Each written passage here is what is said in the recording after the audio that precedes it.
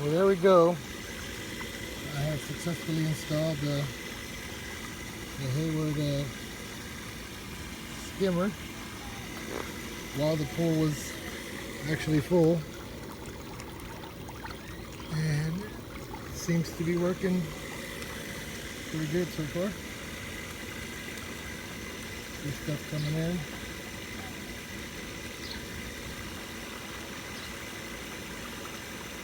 So it was a bit scary poking a hole through the liner, I'll admit that, but once it was all tightened up, no leaks, and good to go. Looks like I got it just the right height too.